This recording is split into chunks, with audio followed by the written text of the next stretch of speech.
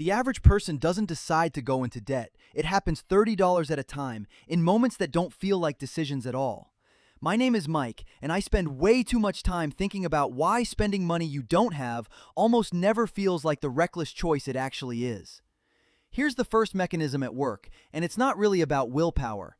Handing over physical cash triggers a small, real, measurable wince in your brain, something researchers call the pain of paying. A card, and especially a tap-to-pay phone, strips almost all of that friction away. The purchase still costs the same amount. Your brain just registers it as smaller, quieter, easier to wave through without a second thought. That's why the same purchase, the exact same item at the exact same price, tends to get approved more easily on plastic than in cash. Nothing about the math changed, only the feeling of the transaction did. Here's the second mechanism, and it's newer, but it works the same way. Buy now, pay later, minimum payments, splitting a purchase into 4 small chunks instead of one honest number. Each individual moment feels almost free because the actual cost has been sliced so thin you barely feel any single slice. The total doesn't go away, it just stops announcing itself. Here's the third mechanism, and this one's less about the transaction and more about the person watching. A nicer car, a vacation posted online, clothes that signal a certain kind of success. Spending as a way of telling other people, and honestly telling yourself, that things are going well. The uncomfortable part is that this kind of spending often borrows against a future that hasn't actually been secured yet, just to look secure right now. Here's the fourth mechanism, and it's the quietest one. A rough day, a purchase, a small, real lift in mood.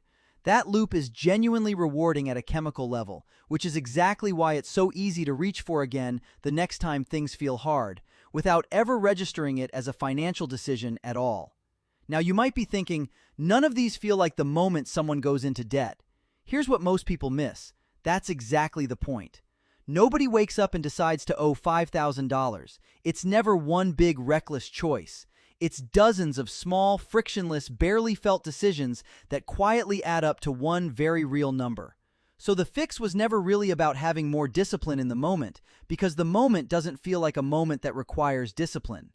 The fix is putting the friction back on purpose, somewhere you'll actually notice it.